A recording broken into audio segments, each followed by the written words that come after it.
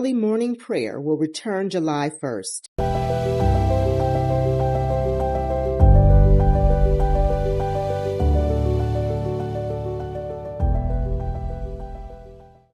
June 20th.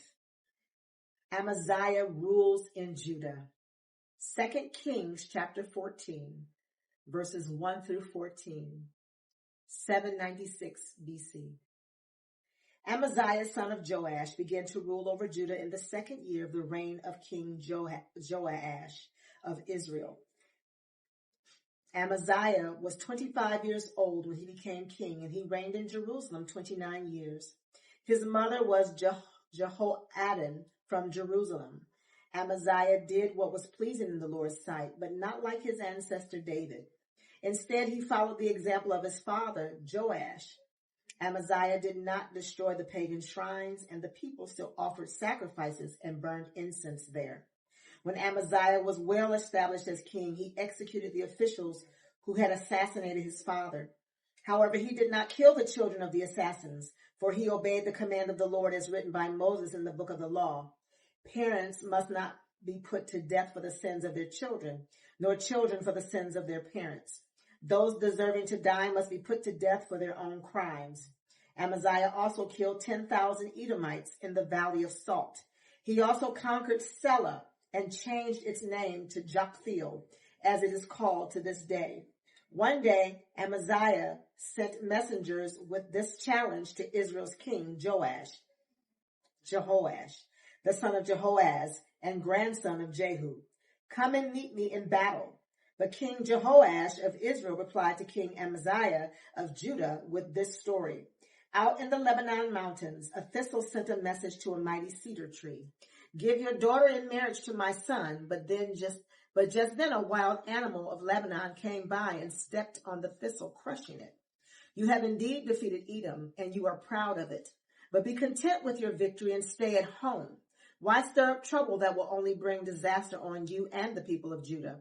But Amaziah refused to listen to King Jehoash of Israel, mobilized his army against King Amaziah of Judah. The two armies drew up their battle lines at Beth-Shemesh in Judah. Judah was routed by the army of Israel, and its army scattered and fled for home. King Jehoash of Israel captured Judah's king, Amaziah, son of Joash, and grandson of Ahaziah, at Beth-Shemesh. Then he marched to Jerusalem, where he demolished 600 feet of Jerusalem's wall from the Ephraim gate to the corner gate. He carried off all the gold and silver and all the articles from the temple of the Lord. He also seized the treasures from the royal palace, along with hostages, and then returned to Samaria. 2 Chronicles chapter 25, verses 1 through 24. Amaziah was 25 years old when he became king, and he reigned in Jerusalem 29 years. His mother was Jehoaddan from Jerusalem. Amaziah did what was pleasing in the Lord's sight, but not wholeheartedly. When Amaziah was well established as king, he executed the officials who assassinated his father. However, he did not kill the children of the assassins, for he obeyed the command of the Lord as written by Moses in the book of the law. Parents must not be put to death for the sins of their children, nor children for the sins of their parents. Those deserving to die must be put to death for their own crimes. Then Amaziah organized the army, assigning generals and captains for all Judah and Benjamin. He took a census and found that it had an army of 300,000 select troops, 20 years old and older, all trained in the use of spear and shield. He also paid about 7,500 pounds of silver to hire 100,000 experienced fighting men from Israel. But a man of God came to him and said, Your Majesty, do not hire troops from Israel, for the Lord is not with Israel. He will not help those people of Ephraim. If you let them go with your troops into battle, you will be defeated by the enemy no matter how well you fight. God will overthrow you, for he has the power to help you or to trip you up. Amaziah asked the man of God, But what about all the silver I paid to hire the army of Israel? The man of God replied, The Lord is able to give you much more than this. So Amaziah discharged the hired troops and sent them back to Ephraim. This made them very angry with Judah, and they returned home in a great rage. Then Amaziah summoned his courage and led his army to the Valley of Salt, where they killed 10,000 Edomite troops from Seir. They captured another 10,000 and took them to the top of a cliff and threw them off, dashing them to pieces on the rocks below. Meanwhile, the hired troops that Amaziah had sent home raided several of the towns of Judah between Samaria and Beth Horon. They killed 3,000 people and carried off great quantities of plunder. When King Amaziah returned from slaughtering the Edomites, he brought with him idols taken from the people of Seir. He set them up as his own gods, bowed down in front of them, and offered sacrifices to them. This made the Lord very angry, and he sent a prophet to ask, "Why do you turn to gods who could not even save their own people from you?"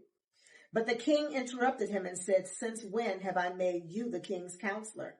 Be quiet now before I have you killed." So the prophet stopped with this warning. "I know that God has determined to destroy you because you have done this and have refused to accept my counsel." After consulting with his advisors, King Amaziah of Judah sent this challenge to Israel's king Jehoash, the son of Jehoahaz and grandson of Jehu. "Come and meet me in battle." But King Jehoash of Israel replied to King Amaziah of Judah with this story. Out in the Lebanon mountains, a thistle sent a message to a mighty cedar tree. "Give your daughter in marriage to my son." But just then a wild animal at Lebanon came by and stepped on the thistle, crushing it. "You are saying, 'I have defeated Edom,' and you are very proud of it. But my advice is to stay at home. Why stir up trouble that will only bring disaster on you and the people of Judah?" But Amaziah refused to listen, for God was determined to destroy him for turning to the gods of Edom.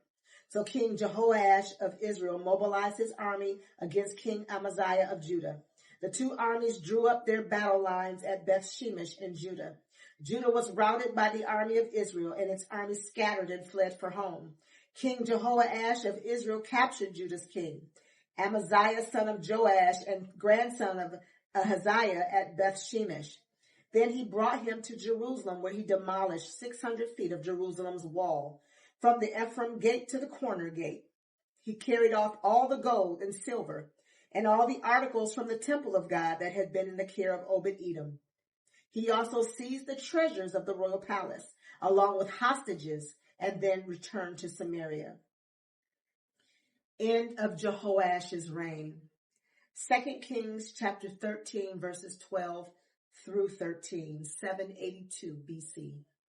The rest of the events in Jehoash's reign and everything he did, including the extent of his power and his war with King Amaziah of Judah, are recorded in the book of the history of the kings of Israel.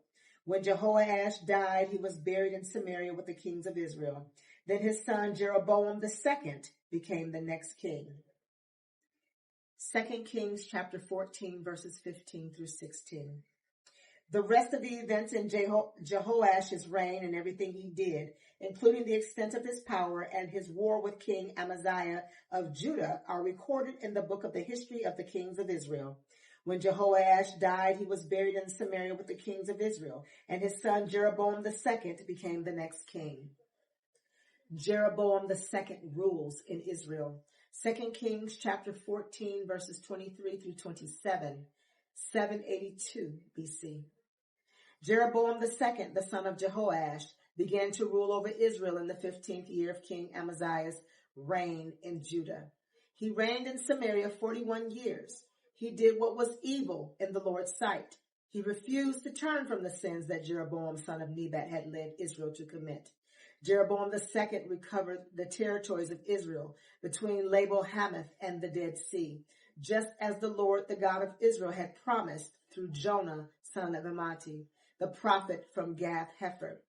For the Lord saw the bitter suffering of everyone in Israel, and that there was no one in Israel, slave or free, to help them.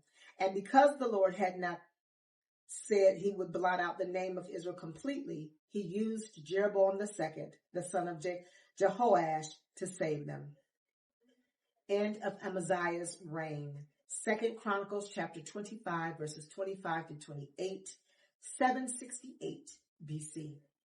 King Amaziah of Judah lived 415 years after the death of King Jehoash of Israel.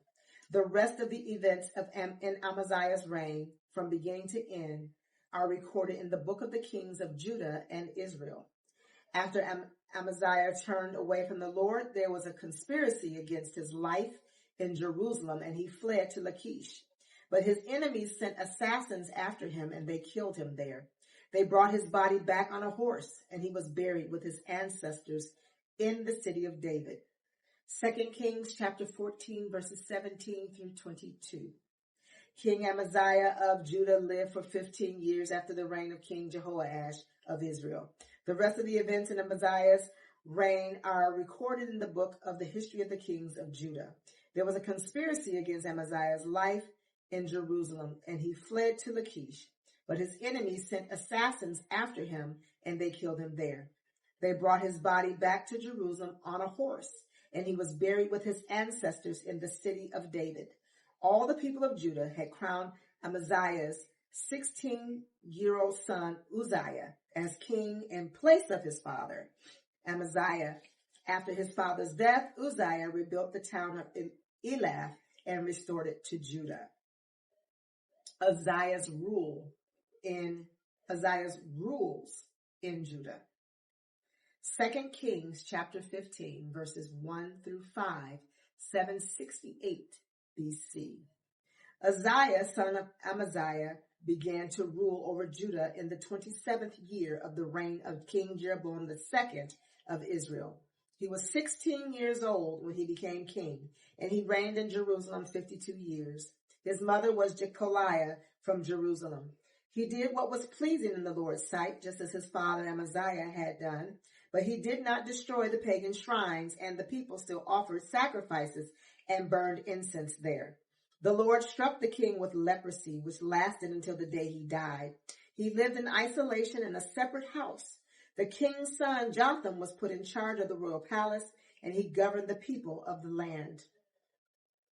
2 Chronicles chapter 26, verses 1 through 15. All the people of Judah had crowned Amaziah's 16-year-old son Uzziah as king in place of his father. After his father's death, Uzziah rebuilt the town of Elath and restored it to Judah. Uzziah was 16 years old when he became king, and he reigned in Jerusalem 52 years. His mother was Jecoliah from Jerusalem. He did what was pleasing in the Lord's sight, just as his father Amaziah had done. Uzziah sought God during the days of Zechariah, who taught him to fear God. And as long as the king sought guidance from the Lord, God gave him success. Uzziah declared war on the Philistines and brought down the walls of Gath, Jabneh, and Ashdod. Then he built new towns in the Ashdod area and other parts of Philistia. God helped him in his wars against the Philistines, his battles with the Arabs of Gur, and his wars with the Meunites. The Meunites paid annual tribute to him, and his fame spread even to Egypt, for he had become very powerful. Uzziah built fortified towers in Jerusalem at the corner gate, at the valley gate, and at the angle in the wall. He also constructed forts in the wilderness and dug many water cisterns, because he kept great herds of flocks in the foothills of Judah and on the plains. He was also a man who loved the soil. He had many workers who cared for his farms and vineyards, both on the hillsides and in the fertile valleys. Uzziah had an army of well-trained warriors ready to march into battle, unit by unit. This army had been mustered and organized by Jael, the secretary of the army, and his assistant Maaseiah. They were under the direction of Hananiah, one of the king's officials. These regiments of mighty warriors were commanded by 2,600 clan leaders. The army consisted of 307,500 men, all elite troops. They were prepared to assist the king against any enemy. Uzziah provided the entire army with shields, spears, helmets, coats of mail, bows, and sling stones. And he built structures on the walls of Jerusalem designed by experts to protect those who shot arrows and hurled large stones from the towers and the corners of the wall. His fame spread far and wide, for the Lord gave him marvelous help, and he became very powerful. Uzziah's sin and punishment. 2 Chronicles chapter 26, verses 16 through 21. But when he had become powerful, he also became proud, which led to his downfall. He sinned against the Lord his God by entering the sanctuary of the Lord's temple and personally burning incense on the incense altar. Azariah, the high priest, went in after him with 80 other priests of the Lord, all brave men. They confronted King Uzziah and said, "It is not for you, Uzziah, to burn incense to the Lord. That is the work of the priests alone, the descendants of Aaron who are set apart for this work. Get out of the sanctuary, for you have sinned. The Lord God will not honor you for this." Uzziah, who was holding an incense burner, became furious, but he was standing there raging at the priests before the incense altar in the Lord's temple. Leprosy suddenly broke out on his forehead. When Azariah the high priest and all the other priests saw the leprosy, they rushed him out, and the king himself was eager to get out because the Lord had struck him. So King Uzziah had leprosy until the day he died. He lived in isolation in a separate house, for he was excluded from the temple of the Lord. His son Jotham was put in charge of the royal palace, and he governed the people of the land. Jonah's ministry to Nineveh took place during the reign of Jeroboam II. See 2 Kings chapter 14, verse 25. Jonah runs from the Lord. Jonah chapter 1, verses 1 through 17, 760 BC. The Lord gave this message to Jonah, son of Amittai. "Get up and go to the great city of Nineveh. Announce my judgment against it, because I have seen how wicked its people are." But Jonah got up and went in the opposite direction to get away from the Lord. He went down to the port of Joppa, where he found a ship leaving for Tarshish. He bought a ticket and went on board, hoping to escape from the Lord by sailing to Tarshish. But the Lord hurled a powerful wind over the sea, causing a violent storm that threatened to break the ship apart. Fearing for their lives, the desperate sailors shouted to their gods for help and threw the cargo overboard to lighten the ship. But all this time, Jonah was sound asleep down in the hold. So the captain went down after him. "How can you sleep at a time like this?" he shouted. "Get up and pray to your God. Maybe he will pay attention to us and spare our lives." Then the crew cast lots to see which of them had offended the gods and caused the terrible storm. When they did this, the lots identified Jonah as the culprit. "Why has this awful storm come down on us?" they demanded. "Who are you? What is your line of work? What country are you from? What is your nationality?" Jonah answered, "I am a Hebrew, and I worship the Lord, the God of heaven, who made the sea and the land." The sailors were terrified when they heard this, for he had already told them he was running away from the Lord. "Oh, why did you do it?" they groaned. And since the storm was getting worse all the time, they asked him, "What should we do to you to stop this storm?"